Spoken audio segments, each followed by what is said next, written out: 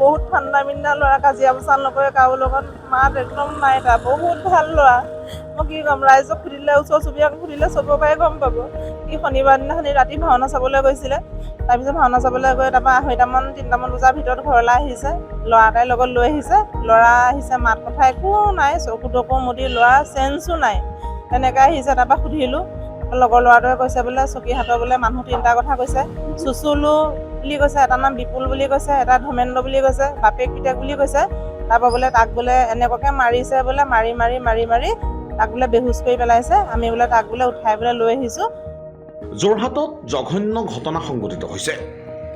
দলবদ্ধ আক্ৰমণত এইবাৰ মৃত্যুক সাৱটিব লগা হৈছে এটি কিশোৰে।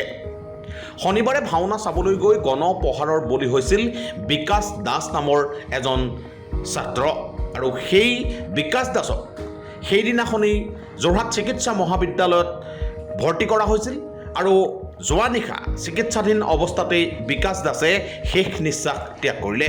এই ঘটনাক লৈ এটা তীব্ৰ প্ৰতিক্ৰিয়াৰ সৃষ্টি হৈছে সমগ্ৰ যোৰহাটত, কিয়নো বিগত 48 ঘণ্টাত 3টাকৈ ঘটনাই জোকাৰি গৈছে যোৰহাটক। যোৰহাট আৰক্ষীক এক প্ৰকাৰ ধিক্কাৰ জনাইছে সকলো শ্ৰেণীৰ লোকে, কিয়নো আৰক্ষীৰ পৰা ন্যায় নাপাই তিতাবৰত ধৰ্ষিত কিশোৰীয়ে আত্মহত্যাৰ পথ বাছি ল'বলৈ বাধ্য হৈছে।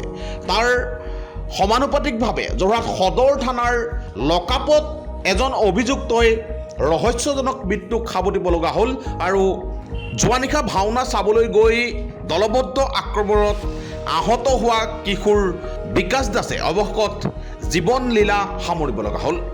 কিন্তু এই মুহূৰ্তলৈকে অভিযুক্তৰ বিৰুদ্ধে যোৰহাট আৰক্ষীৰ নমনীয় যিটো স্থিতি, সেই স্থিতিক এতিয়া শতমুখে গৰিহণা দিছে যোৰহাটৰ সচেতন নাগৰিকে। আহিছোঁ এতিয়া বোলে আপুনি মেডিকেল লৈ যাওক, তাৰপৰা মই মেডিকেল লৈ যাওক বুলি কৈছে, মই গাড়ী মটৰ যোগাৰ কৰিছোঁ, গাড়ী মটৰ পোৱা নাই। মাৰপিট কৰা কাৰণটো এতিয়া গম পাইছোঁ, কোনোবা ল'ৰা এটাৰ লগত বোলে তেওঁলোকে কিবা কাজিয়া লাগিছিলে, সেই যিজনে আমাৰ ল'ৰাটোক মাৰিছে কাজিয়া লাগিছিলে, সেই ল'ৰাটো বোলে এটা ৰঙা চোলা পিন্ধি আছিলে। আমাৰ ল'ৰাটোৱে যেতিয়া ভাওনা চাই ঘৰলৈ আহি আছিলে, আমাৰ ল'ৰাটো এটা ৰঙা চোলা পিন্ধি আহিছিলে। তেওঁলোকে বোলে আমাৰ ল'ৰাটোক সেই ল'ৰাটো বুলি ভাবি বোলে পিছফালৰ পৰা মানে তাক ধৰি পুৰা বাঁহে মানে গোটা বাঁহে পুৰা মানে মূৰত টঙনি আহিছে আৰু বক্সিং মাৰিছে। তাৰপিছত মাৰি তাক পেলাই দিলে তলত। 3-4টা মানুহে মানে মাৰি তাক বেহুচ কৰি পেলাইছে। মই এতিয়া এইটোৱে বিচাৰোঁ, মই ল'ৰাটোৱে মোৰ কোনো নাইকিয়া, ল'ৰাটোক মই সৰুৰ পৰা মই অকলে তুলি তালি তাক ডাঙৰ দীঘল কৰি ডাঙৰ কৰিলোঁ। এতিয়া সি এটকা দুটকাকৈ অকণমান ইনকমৰ ৰাস্তাত আহিছিলে, অকণ পঢ়িলে, সি যোৱাবাৰ মেট্ৰিক দিছিলে, মেট্ৰিক ফেইল কৰিলে, বাপেক নাই আৰু সিয়ে মই, আৰু তাৰ লগত লাগি মই বেলেগ চিন্তা নকৰিলোঁ। ল'ৰাটোৱে মোক ডাঙৰ হৈ ভাল খুৱাব পিন্ধাব ৰাখিব, তাৰ লগতে জীৱন যাপন কৰিম বুলি ভাবি এখিনি পৰিৱৰ্তনতে ল'ৰাটোক এনেকৈ নাইকিয়া কৰি দিছে, আৰু এনেকৈ ল'ৰাটোক নাইকিয়া কৰি দিছে। মই কেতিয়াও বিশ্বাস নকৰোঁ এনেকৈ ল'ৰা নাইকিয়া হ'ব নোৱাৰে, আৰু মোক ল'ৰাটো লাগে, খালি মোক একো নালাগে, মোৰ ল'ৰাটো অবিহনে মই জীয়াই থাকিব নোৱাৰোঁ, মোক ল'ৰাটো লাগে। আৰু মোৰ ল'ৰা ইমান ঠাণ্ডা মিণ্ডা ল'ৰা, বদনামী ল'ৰা নহয়, দুষ্টামী ল'ৰা নহয়, কাজিয়া পেচাল নকৰে, মানুহক ভালকৈ ইমান বেয়াকৈ নকয়, বহুত মানুহৰ লগত মিলা প্ৰীতি, মোক বহুত ধুনীয়াকৈ সি ব্যৱহাৰ পাতিবা ধৰিলে মোৰ কথা শুনে, আৰু মই তাৰ লগত বহুত হেপী আৰু বহুত ভাল ল'ৰা। খালি মোক ল'ৰাটো ঘূৰাই লাগে, আৰু ল'ৰাটো কিমান এনেকৈ কেলৈ মাৰিব, কি কাৰণে মাৰিলে, কিয় এনেকৈ এটা ল'ৰা সৰু ল'ৰাক এনেকৈ মাৰি কষ্ট দি ডক্টৰে হেৰি কৰি দিছে, ট্ৰিটমেণ্ট কৰিব অৱস্থা জেগাই নাই, ট্ৰিটমেণ্ট কৰিব নোৱাৰা অৱস্থাত ল'ৰাটো আহিছে।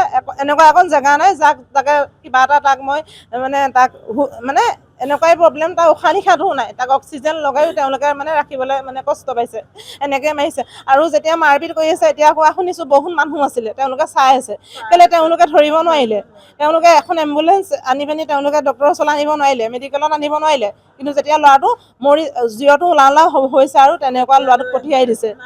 ল'ৰা নাইয়ে, ল'ৰা তেতিয়াই জিৰ নাইকিয়া হৈছে মোৰ মানত। খালি মোক উচিত তদন্ত লাগে, বিচাৰ লাগে, ল'ৰাটোক লাগে, আৰু ভালকৈ শাস্তি লাগে, আৰু বহুত শাস্তি দিব লাগে।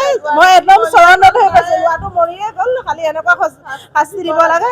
আৰু মই এটা অনুৰোধ কৰিছোঁ আমাৰ মুখ্যমন্ত্ৰী হিমন্ত বিশ্ব শৰ্মা দেৱক, আৰু আমাৰ এয়া যোৰহাট সমষ্টি আমাৰ গৌৰৱ গগৈ ডাঙৰীয়া, তেওঁকো অনুৰোধ কৰিছোঁ যাতে মোৰ ল'ৰাটোৱে ন্যায় পায় অতি সোনকালে যোৰহাটবাসী হৈ আপুনি মোক হেল্প কৰক, আৰু এজন মাননীয় মুখ্যমন্ত্ৰী হিচাপে দুখীয়া দৰিদ্ৰ এটা পৰিয়ালক মই ভৱিষ্যতৰ কথা ভাবি মোৰ ল'ৰাটোক ন্যায় দিয়ক আৰু মই আপোনালোকৰ ওচৰত চৰণ সেৱা কৰিছোঁ। মোক খালি একো নালাগে, খালি আজি মোৰ ল'ৰাটো নাই, মোক কোনে কাইলৈ চাব, কোনে কাইলৈ খুৱাব, কোনে কাইলৈ লাগিব।